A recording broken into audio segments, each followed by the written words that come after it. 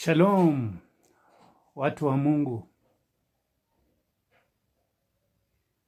Nawaita watu wa Mungu kwa sababu neno la Mungu linasema mbingu na nchi na bahari na vilivyomo ndani vyote ni vyake Mungu. Kwa hivyo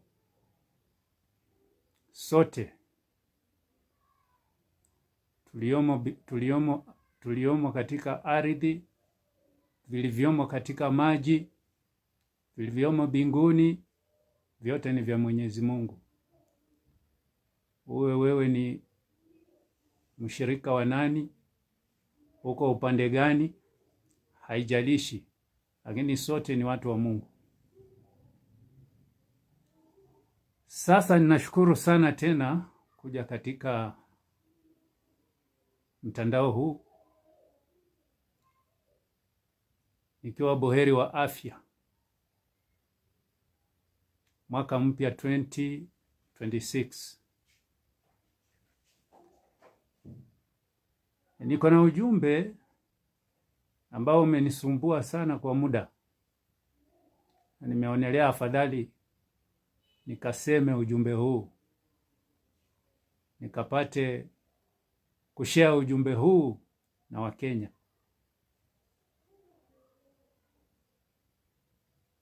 Ni ujumbe wa kiroho, kwa hivyo nawakaribisha wote watakaojaliwa kuwa online kwa wakati huu. Jumuikeni pamoja nami, na waahidi kwamba kuna kitu ambacho baada ya upeperushaji huu, kuna kitu utakuwa umesoma katika ulimwengu wa roho. Leo kwa majina yangu nitajitambulisha kama Jotham Wanjala Haemba. Nimeokoka, nampenda Yesu. Sana sana nataka niongelee tu mambo ya kiroho, tukapate kuelimishana.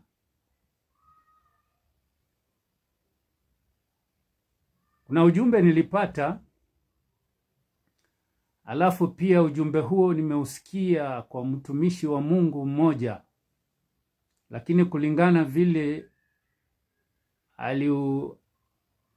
aliutoa kidogo, mimi natofautiana naye kulingana na vile mimi nilionyeshwa, ama kulingana na vile mimi niliona. Hiyo ndio kitu imenisukuma sana, nikasema wacha na mimi nikatoe ujumbe huu, kwa sababu katika ulimwengu wa roho na maisha ya kiroho, wakati unapata ujumbe ama unaonyeshwa message fulani katika roho, huwa ni vizuri kama unaweza kuifikisha kwa watu. Kwa hivyo niliona nabii mmoja akaongelea, lakini sikuridhika sana, nikasema na mimi pia nitakuja kusema ni vipi niliona. Huyu nabii aliongelea mzee, safari ya mzee, yule mzee wetu yule, ile safari ya mzee alipoondoka duniani. Nikasikia akisema kwamba Raila alipokufa alipelekwa direct hell.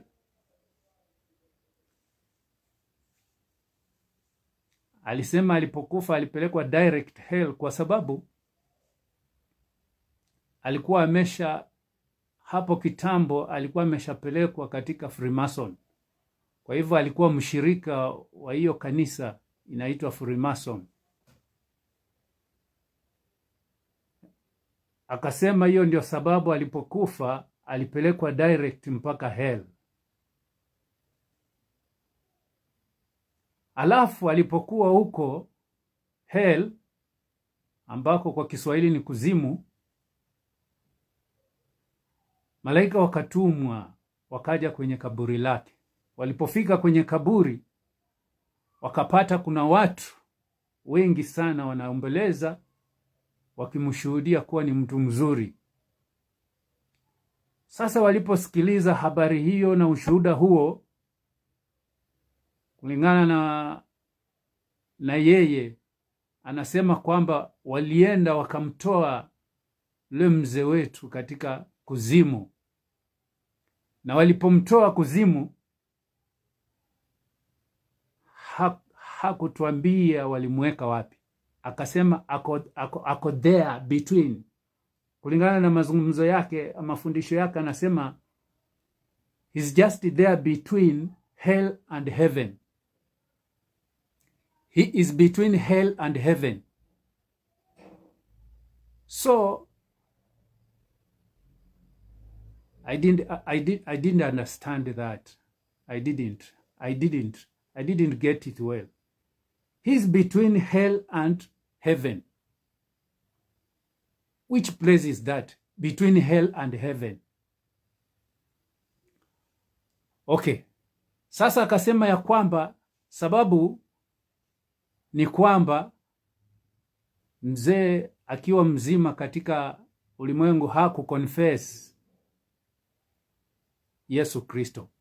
Yaani anamaanisha hakumpokea Bwana Yesu Kristo, ama hakuconfess kama vile wa Kristo huwa wana confess Jesus as your Lord Savior. Confession by mouth. Nafikiri anamaanisha hivyo. Sasa akasema yuko tu pale between hell and heaven.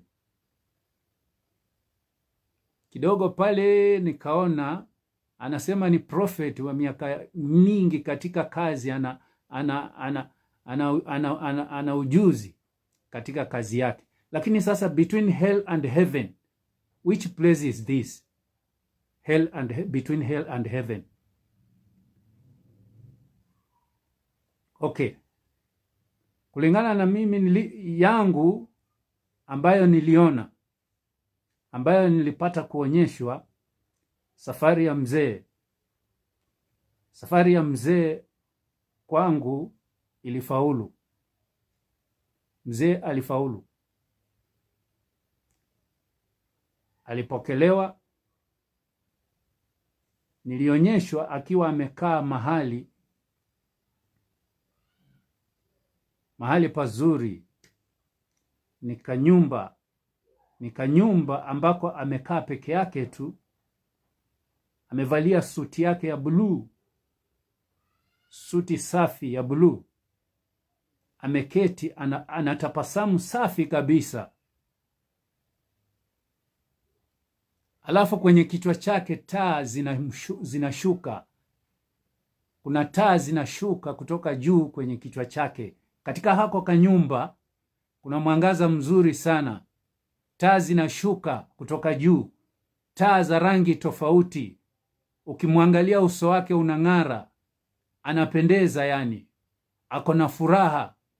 Alafu si mzee kama vile alikuwa amezeeka hapa duniani.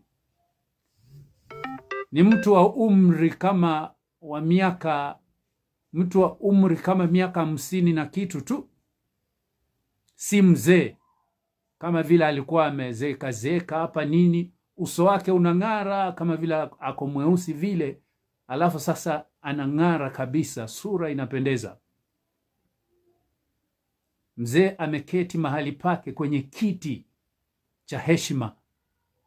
Kwenye kiti cha heshima.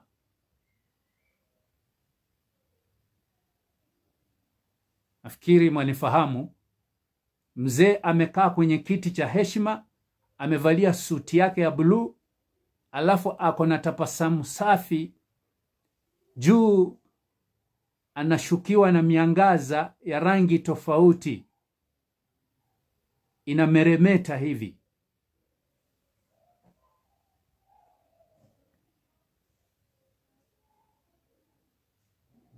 Sasa wale wenye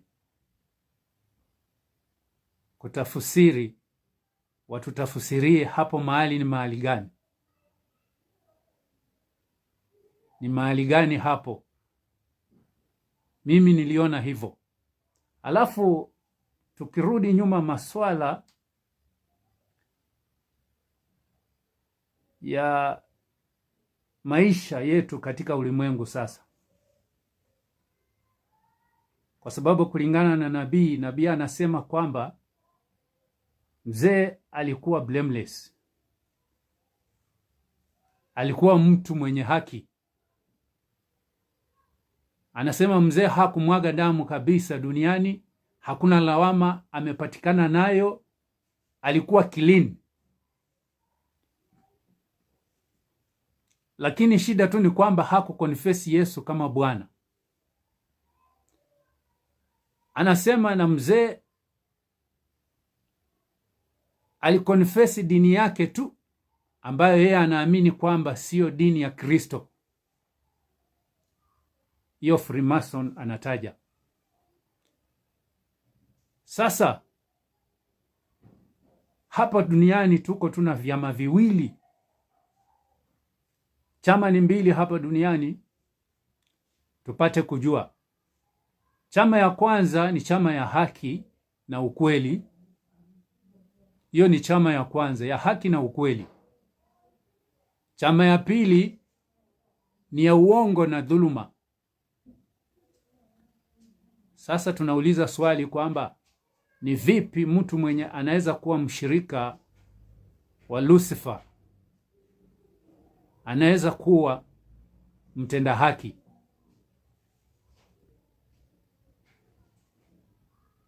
Kwa sababu nimesema tunaelimishana kidogo kulingana na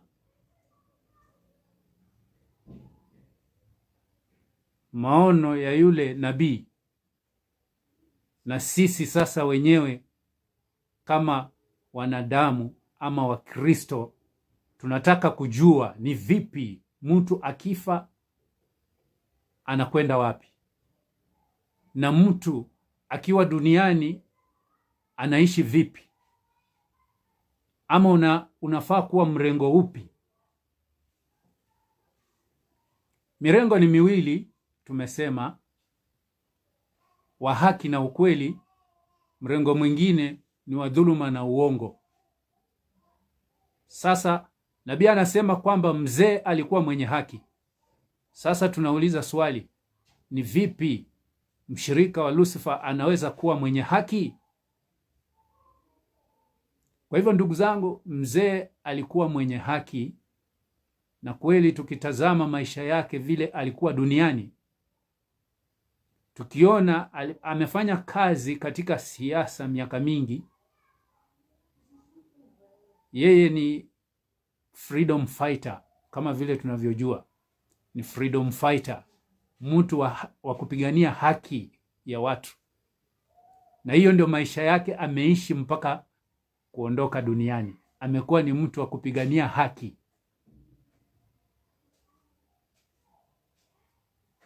Mpaka akaondoka. Sasa ni vipi alikuwa mshirika wa shetani kisha akawa mwenye haki? Tusidanganywe bwana. Hapa unafaa kujua, ukiishi katika dunia hii, ni njia gani ambayo umeshika, ama ni njia gani ambayo inaweza kukufikisha katika uzima wa milele.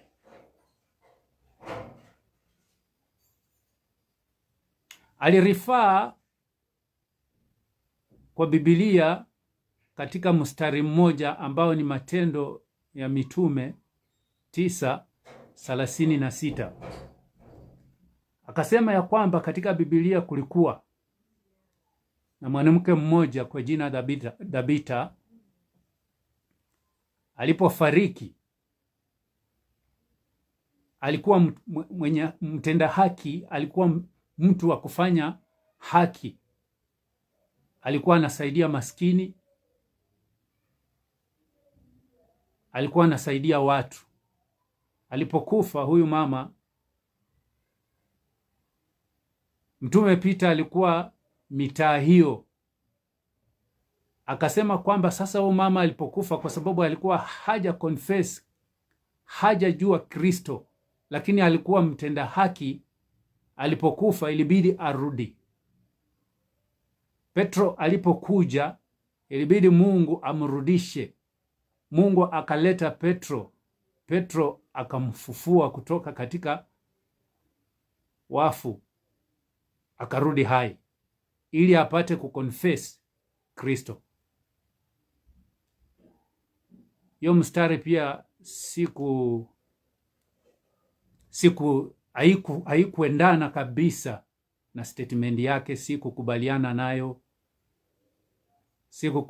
nayo kwa sababu katika Matendo 9:36 ukianza kusoma pale mwanzo tu inakwambia kwamba pale Jopa kulikuwa na mama mmoja ambaye alikuwa ni mfuasi wa Kristo.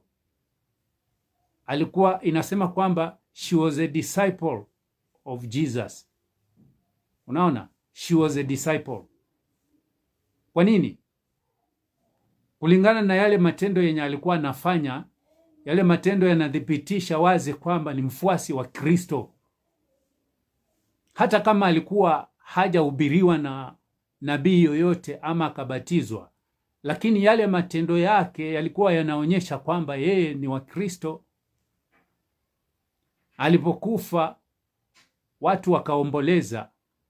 Mtume Petro alipofika katika nyumba ile, wamama wajane, neno linasema wamama wajane walikuwa wanaomboleza, wakimwonyesha nguo ambazo alikuwa akiwashonea. Alikuwa ni mshonaji wa nguo. Wakimwonyesha zile nguo alikuwa akiwatengenezea, wema wake. Petro akapanda juu ambako alikuwa amewekwa orofani, akatoa watu wote, akamwongelesha yule mama, akaamuka. Kisha akampeana kwa wale mama wenzake wajane. Alafu hakuna mahali Biblia inatuambia kwamba alimhubiria na akambatiza. So watu wa Mungu, katika ulimwengu huu mafunzo ni mengi. Kwa mtu yoyote anayetenda haki na kufanya haki na kufanya kweli, huyo mtu automatically ni mfuasi wa Kristo. Kwa sababu gani? Hakuna vile mtu anaweza kuwa mfuasi wa shetani alafu akafanya kazi ya Kristo.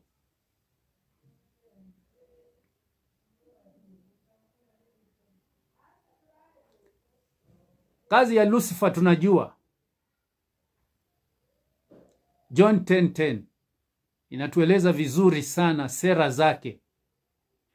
Sera zake ni kuiba, kuua na kuharibu. Steal, kill, destroy. That is the agenda of the devil. Na hakuna siku atakuajiri kazi shetani alafu ukose kufanya agenda yake.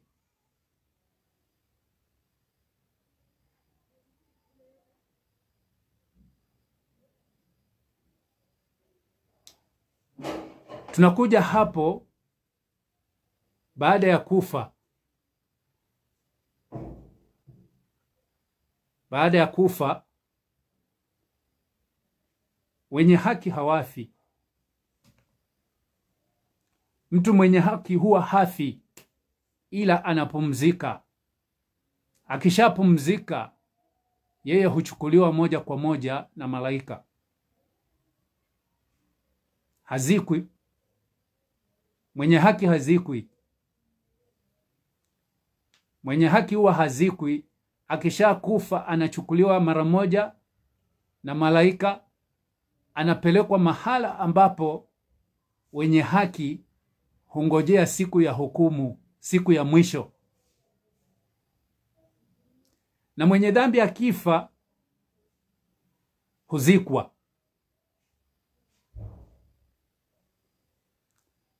Huzikwa. Hivyo ndivyo neno linavyosema. Mwenye dhambi akifa huzikwa. ukisoma Luka 16, Luka 16:36, Yesu mwenyewe anafundisha kwa mafumbo. Anasema ya kwamba palikuweko watu wawili, maskini mmoja kwa jina Lazarus na tajiri. Anafundisha kwa mafumbo, lakini sasa maskini huyu kila siku alikuwa anachukuliwa akipelekwa mlangoni pa yule tajiri. Anakaa pale mlangoni pa yule tajiri, na huyu tajiri alikuwa anaishi maisha ya kifahari sana. Anakula anachopenda, anafanya chenye anapenda kwa sababu ana pesa na ana uwezo.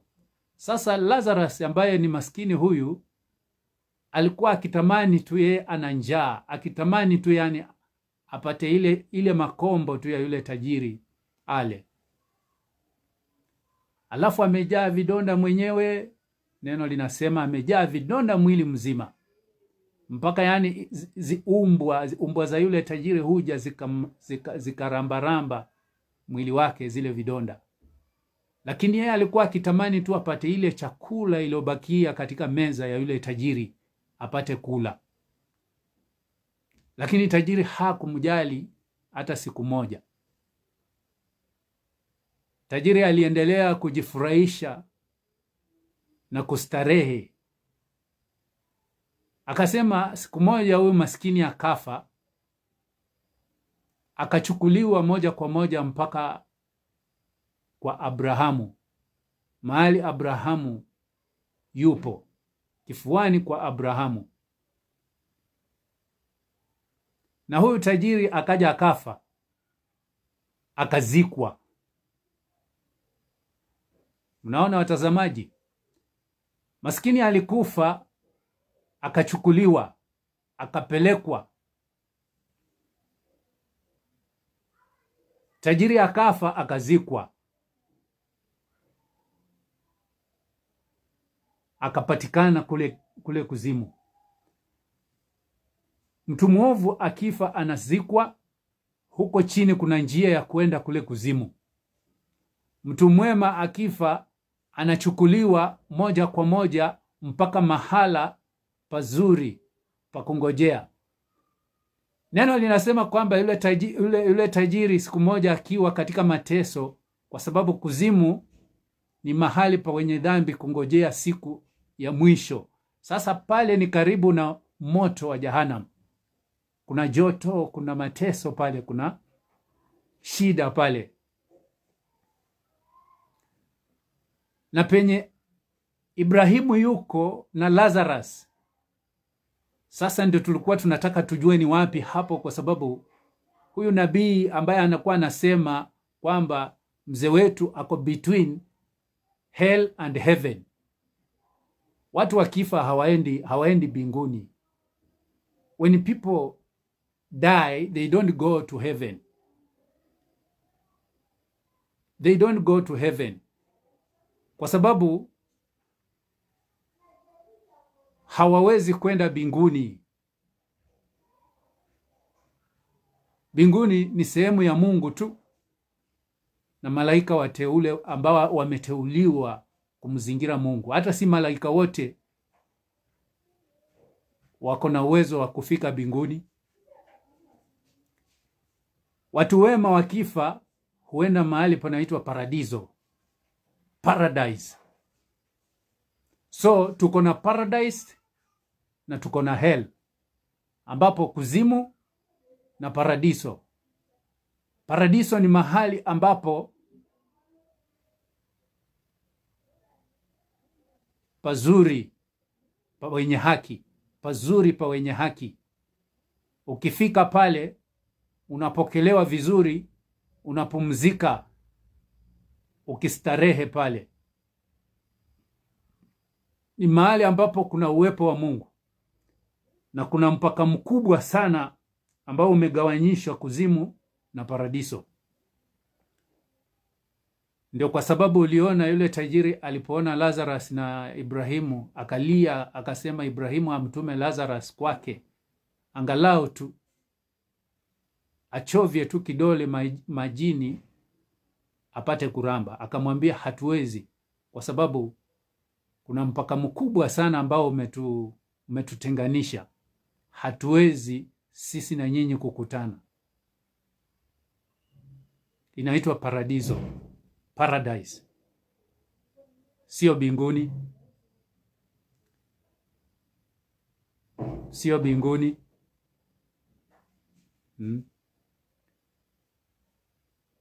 Sio binguni vile watu wanafikiria kwamba watu wakifa, mwenye haki akifa anaenda binguni. Hapana, inaitwa paradise.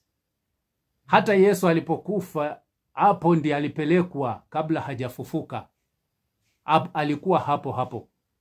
Ukisoma 2 Corinthians 12:4, Paulo anasema vizuri kabisa, he was caught up to paradise. Jesus was caught up to paradise. Akangojea ufufuo wake, akafufuka, ndiye akaenda mbinguni. Hawa manabii wetu hawawezi kukwambia hilo. Anatuambia kwamba between hell and heaven.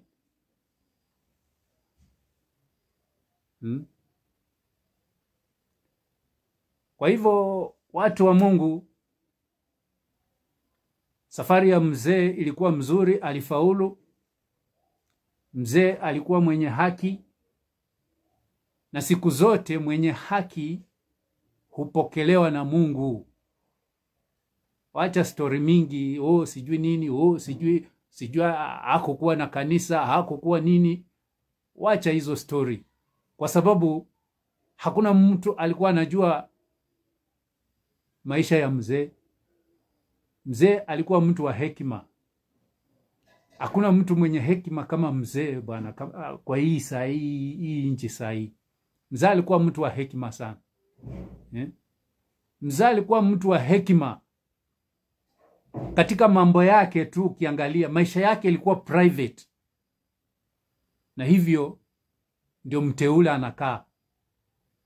Mteule huwa hajulikani, mteule haeleweki, mteule huitwa majina ya kila aina, kwa sababu ulimwengu haukuelewi.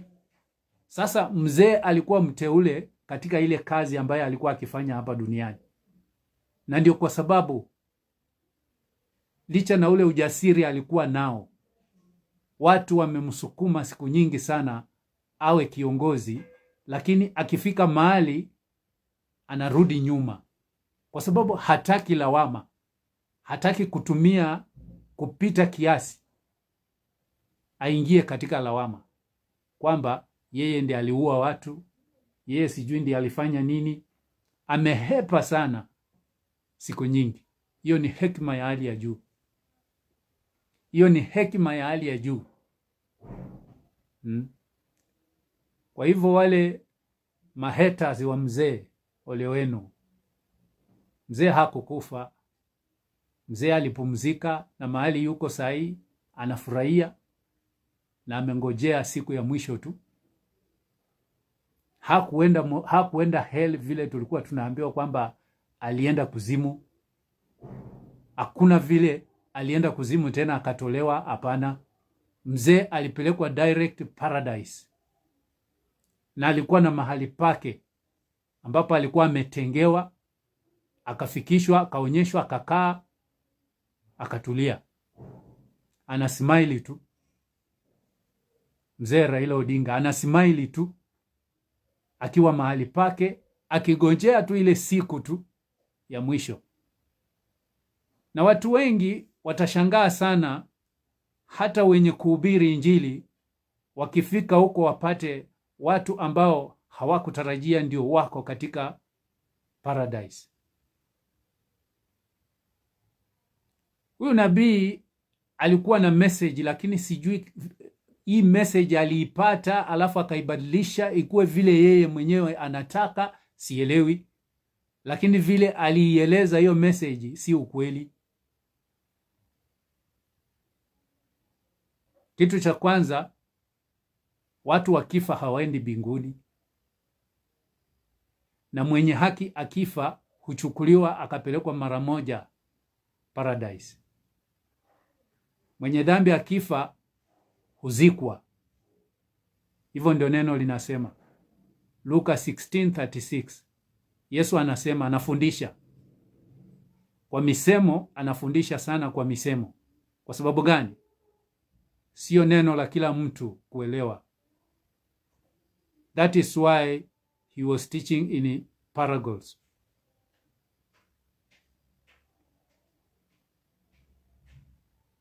Hakuna kitu kwamba ako there between hell and heaven, no. First of all, there is no heaven there. Hapo ni heavenly realms. Heavenly realm. Heavenly realm. Hiyo ilitajwa pale Ephesians 6:12. Ulimwengu wa roho. It is between celestial realm and the realm of man. Iko hapo katikati, hapo juu. Ulimwengu wa roho iko hapo katikati, hapo juu. Ikagawanywa, kuna paradise na kuna kuzimu, ambako wenye haki wanakaa na hao wenye dhambi wanakaa. Tofauti ni kwamba huku unaliwazwa, huku unastarehe, na huku unalia kwa mateso.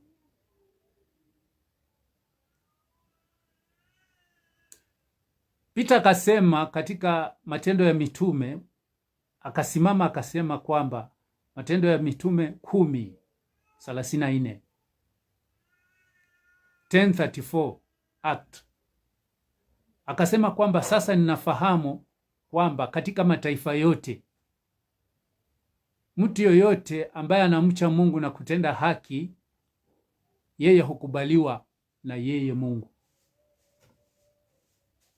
Mtu yoyote atendaye haki mahali popote hukubaliwa na yeye.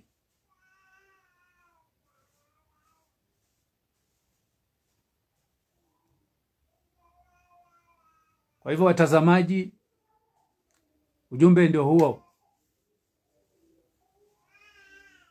Tukae rada na mafunzo ya walimu wengi sana.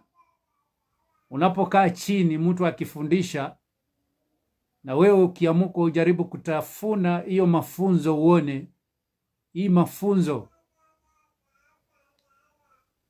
inafundisha nini, ama hii mafunzo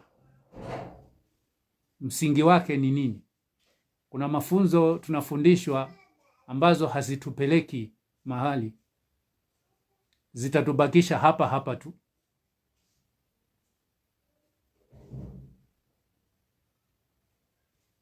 Kwa hivyo, watu wa Mungu, ni hayo tu. Shalom. Siku ingine majaliwa